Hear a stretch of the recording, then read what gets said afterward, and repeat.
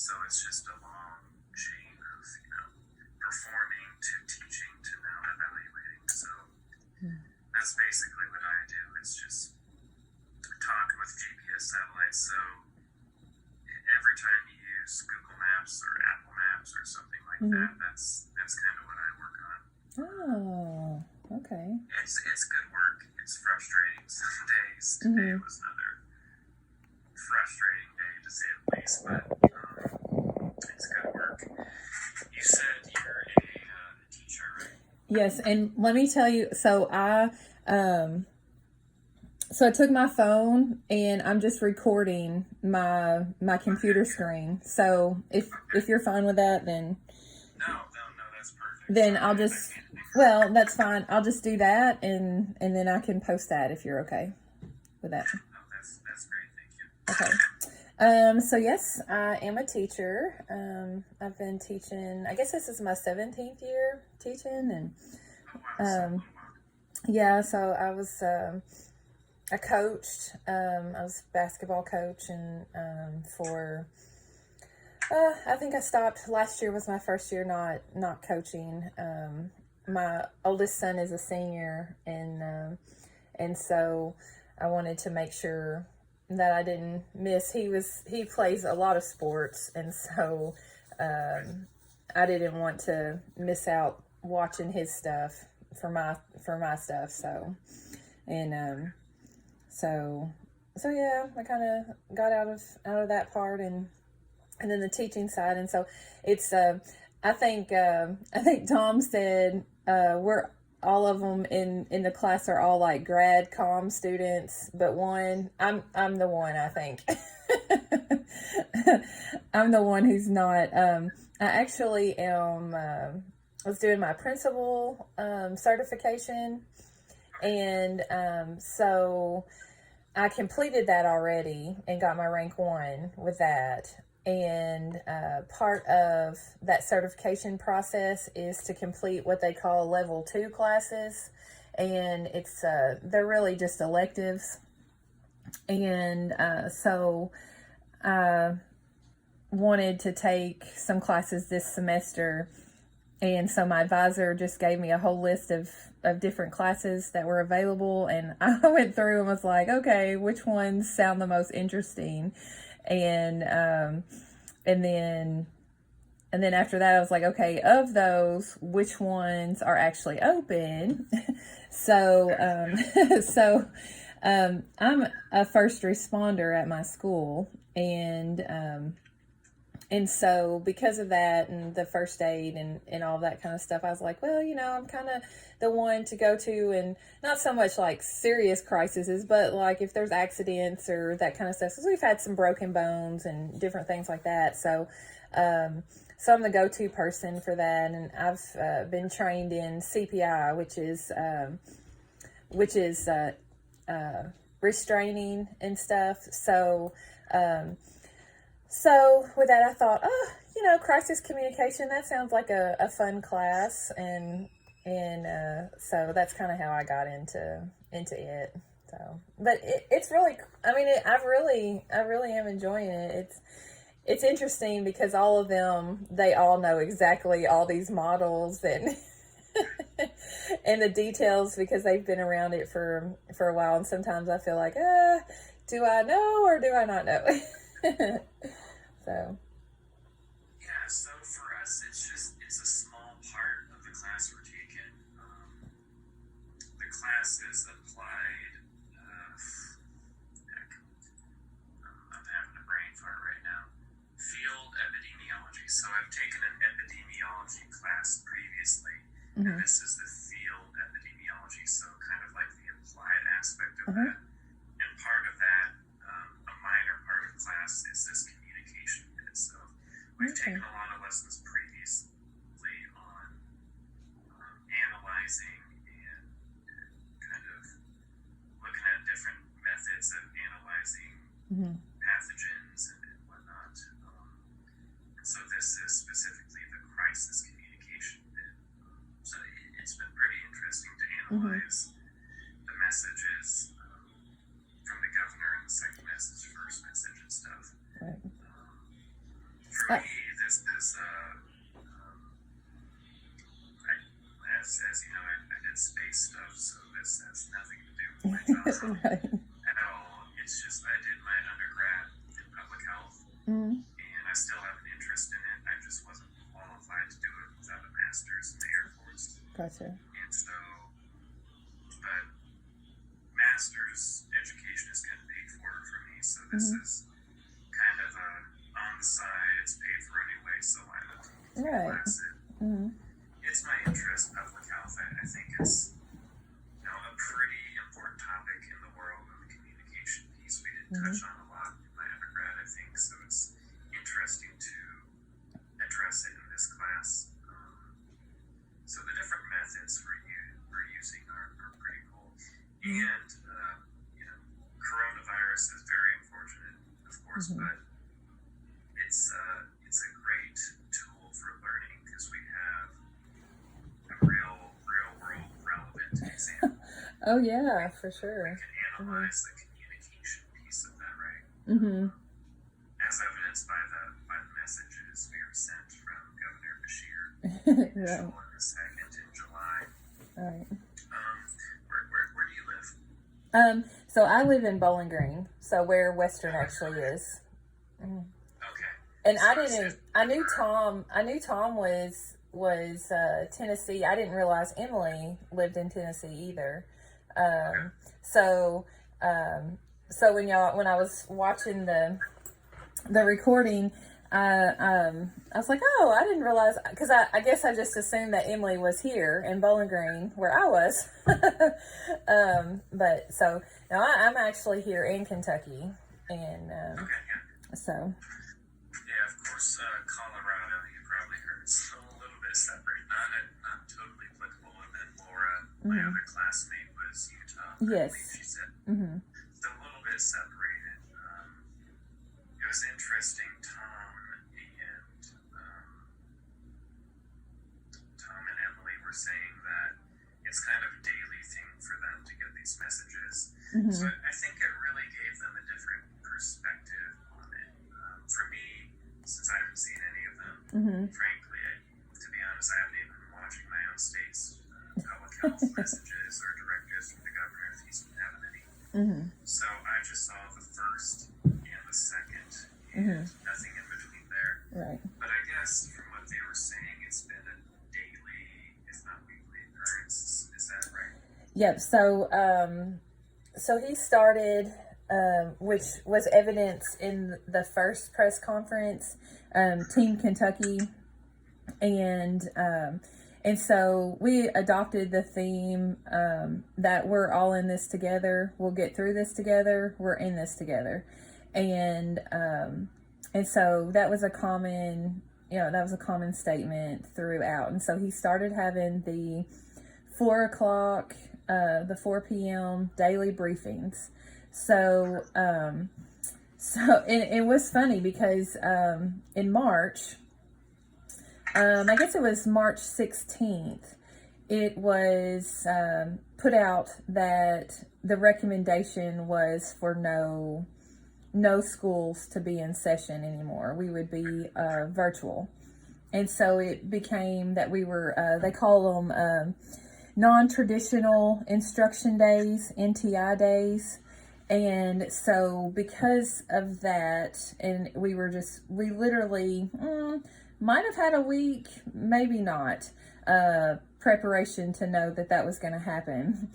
A lot of our work became review stuff and packets that were printed, and because the dynamic piece is not everybody has internet, and so we had to have paper copies, and there was a lot. Yeah, it was very it was very intense. But so pretty much we did. I mean, everybody was watching watching Andy at 4 o'clock, which 3 o'clock was Eastern time, but 4 o'clock my time, or no, it was 3 o'clock my time, and then 4 o'clock Eastern time. And so they started putting out just different like rules and regulations. wearing the masks, just no gatherings larger than certain numbers, and that kind of thing, and so what we were trying to do, and the focus was on like the data, flattening the curve.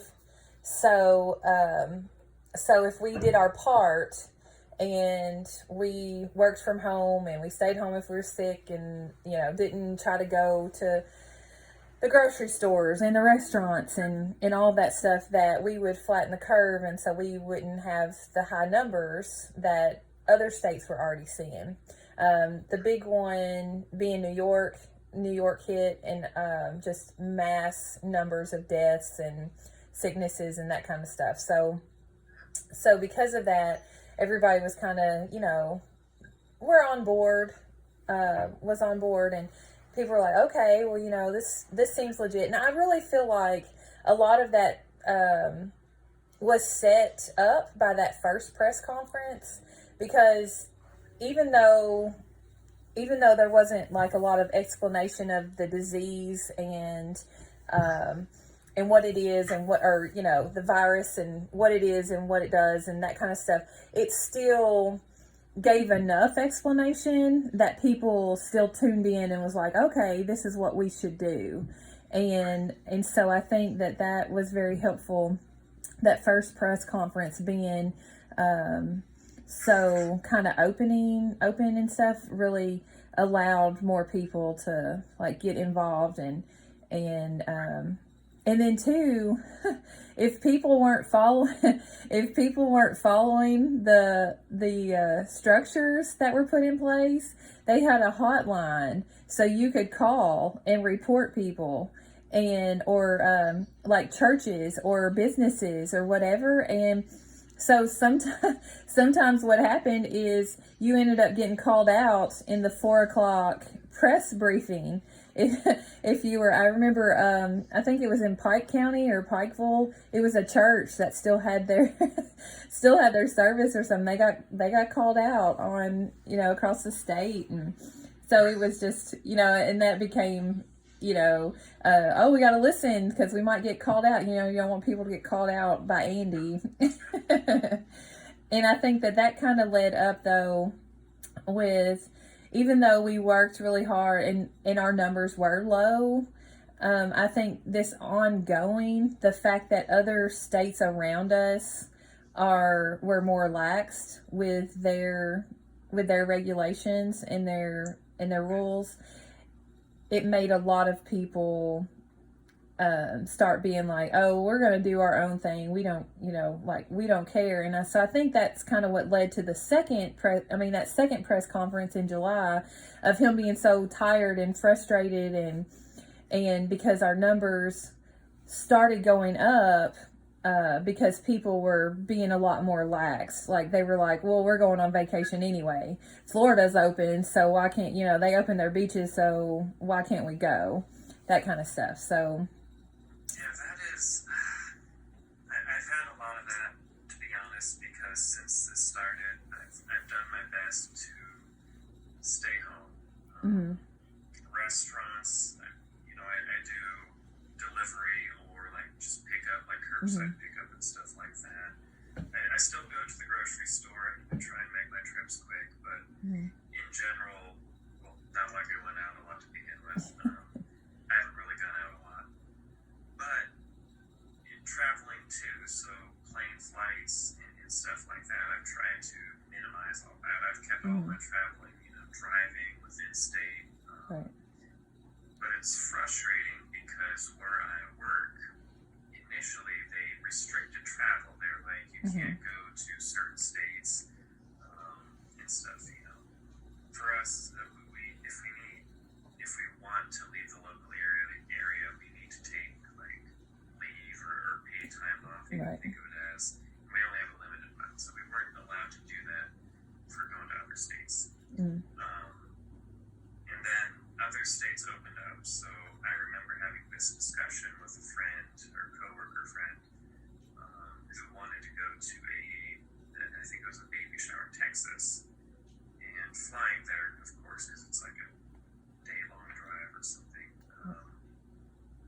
or a 2-day drive. is that such a good idea? And she was like, well, it's allowed, so I'm going to do it. And it's really frustrating for me because even though I was allowed to travel, I didn't, because it seemed like the safe thing to do. And, one of my big hobbies is skydiving, but to do that, I need to be in a cramped plane with a bunch of other people, and it's just not a very good environment. So I haven't done that at all this year, just because even though I could have, and I have coworkers who did, and this doesn't seem like a good idea. So now it's all it's made me really frustrated to see all my coworkers take plane trips to high risk states to go skydiving, to do all of the things I've been avoiding doing because this isn't safe. And now I'm weighing, my parents live in Florida now. They moved earlier this year from Oregon. Do I want to fly to visit them for Thanksgiving? That's been the big thing on my mind for the last couple weeks. And it's a tough call because now cases are exploding. I haven't been paying super close attention to the news, but I'm seeing every day it seems like we break a new national record for cases.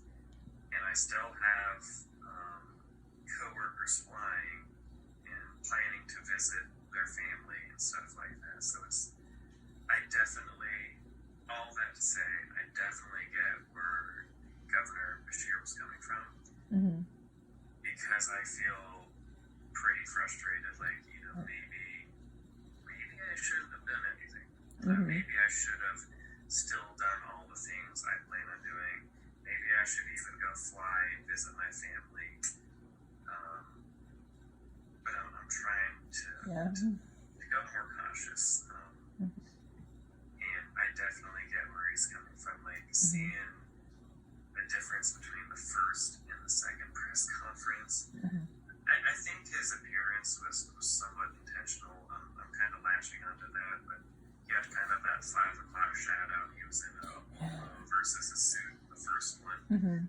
I think, and I didn't see all the in-between. I didn't know how he was dressed. I just saw the first and second. It seemed like a very intentional, all right, I'm pretty frustrated. I'm pretty exasperated. Can you just do the right thing? And because I feel like that some days, definitely. Right. And that was something everyone in the last discussion pointed out, was that between the first, 20-something minute video and the second 2-something minute video, the first was very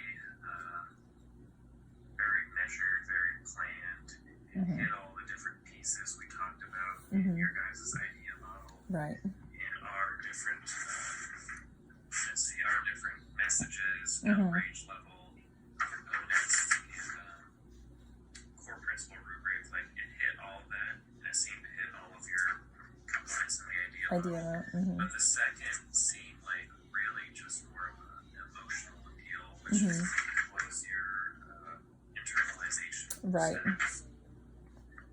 So I felt where he's coming from, definitely. One thing I was hoping you could explain, I didn't get as much from the last talk, was the explanation piece of the idea model. Okay. From the different essays, I took that to mean different things. You mentioned explaining why the members could be trusted, in the first one, why they're legitimate. I feel like Tom mentioned using simple language. I can't remember what Emily talked about. I can bring up her essay in my notes real quick, but could you explain the explanation piece a little bit more? What does that mean? Yeah, so that is pretty much what on that part. I'll pull out my note and I can tell you exactly. Can I introduce you to my dog? Oh, that cute. Oh, it was shaking. And what's your dog's name? I can't remember. Her name is Luna. Oh, Luna. She's part Chihuahua, part Papillon. Mm. She has the long ear flutes of a Papillon and all the attitude of a Chihuahua. That's her. Oh, she's cute. How long have you had her? Over a year now. Oh, okay, cool. Okay, so when we talked about like idea model, that part of the explanation was the ability to explain accurate science using credible sources to non-specific publics. It would be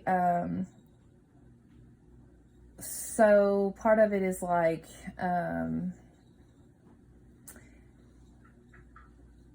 taking like explaining stuff in ways that won't be misinformed or misinterpreted, and so that you can trust the message source and that you have more clarity of what the actions are.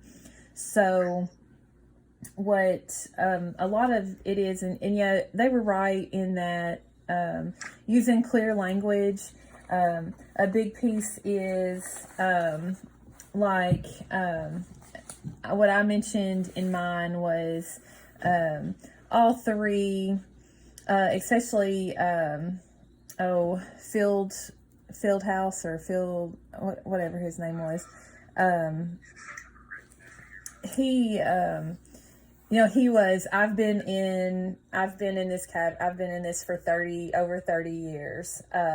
I've seen this and that. Like he was very much on spelling that stuff out. So I felt like he was basically giving an explanation of his credibility, so that people watching it would be like, oh, okay, well, we can trust him because he's been in this field for 30 years. He's seen all of this stuff. So, okay, we can listen to what he's saying. Does that make sense?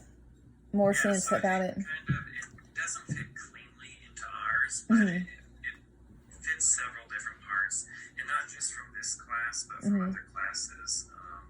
The language is one piece of that. That was what I put it under, is using simple, easy to understand language, appropriate for the audience. That's something we've definitely talked about. Another thing I don't think we directly talked about in this class, but I have heard mentioned before, is establishing credibility. And I think they all did a really, especially, I can't remember his name, the Field, maybe it was Fieldspar. Fieldlander, is it Fieldlander maybe? Does that sound right? Fieldlander, yeah. That's the names, right? And Slack, was it Stack or Slack? Yeah, Stack. They all really talked each other up, especially Governor Bashir when he was talking about the other two, establishing their credibility, and then they all use fairly easy to understand language. What I noted in ours was, in our 6 basic emergency message components, one piece is a statement of commitment. So the second guy, the secretary, he talked a lot, it seemed to me, like the commitment piece of that. Like, I don't want to say, he just kind of repeated over and over, like, we're really committed to taking care of you and making sure you're safe and doing the right thing by the people. I should bring up my essay, but it feels like you really touched on that a lot. So that does. Yeah, he did, and like what I noticed, what was kind of evident in all three is they all three expressed their confidence in their communication with the federal agencies, and with their communication with each other within the state, and how they were they had action, they had plans in place, and they were checking with each other to make sure that those were all kosher with everything. So which goes along with what I felt like with what the pieces that y'all were looking at, dealt with a lot of the presentation stuff, the nonverbal communication, and kind of how the structure of things were set up and how it was portrayed. Whereas the idea model is more of, okay, how did they, when they gave the message, were all these elements a piece of it? And I felt like with the public health side of it, you guys were, it focused more on, okay, what's the body language? What's the tone? What are those helping portray as the messages?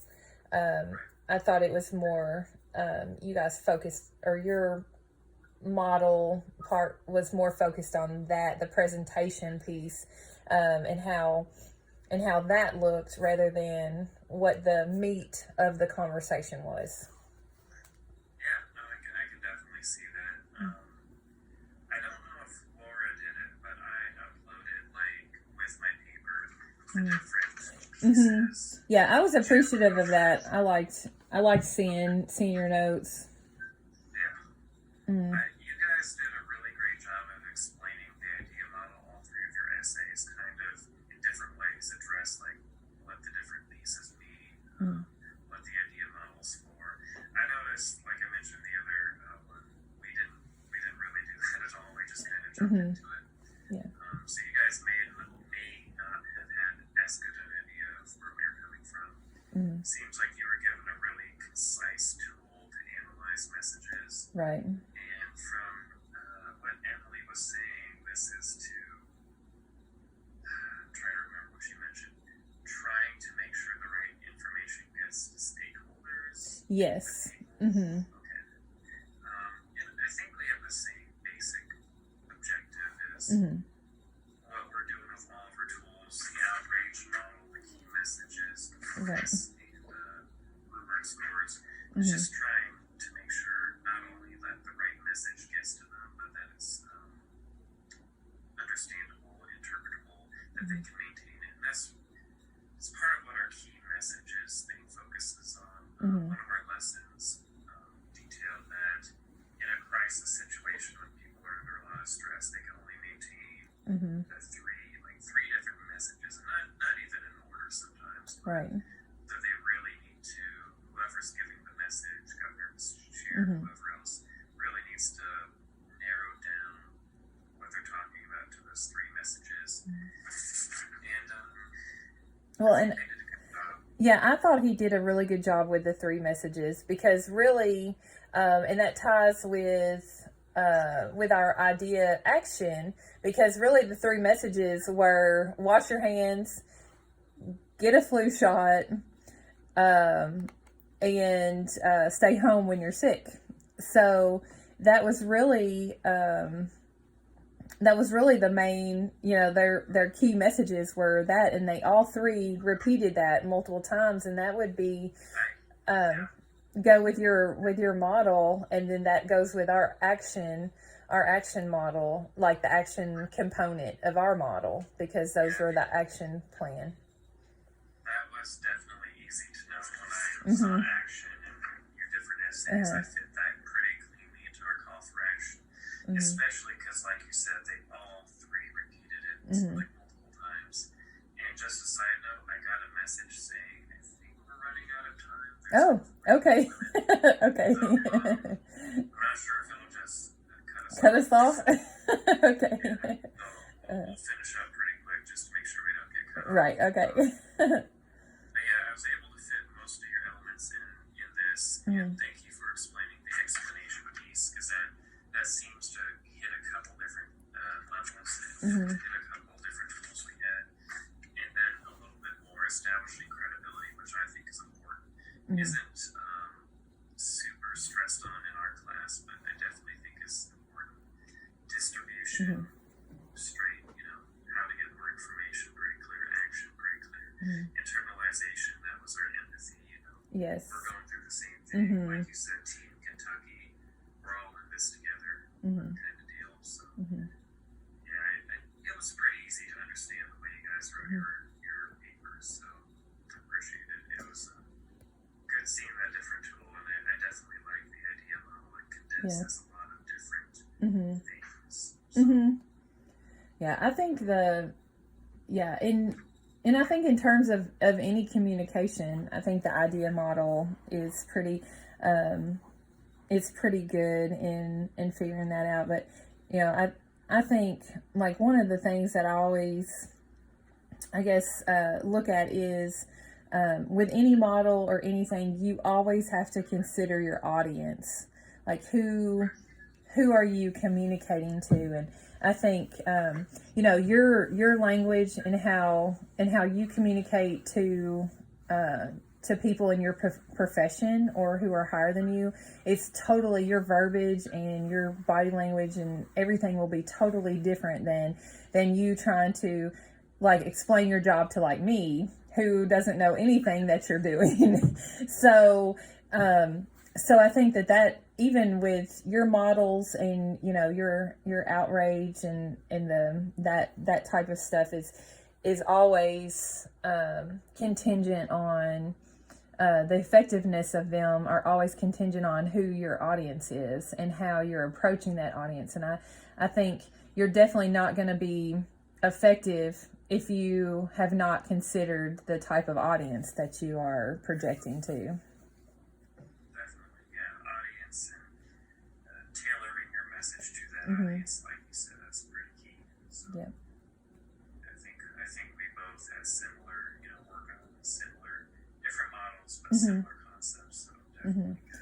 Yeah, and Laura was the one who said that they kind of dovetailed together.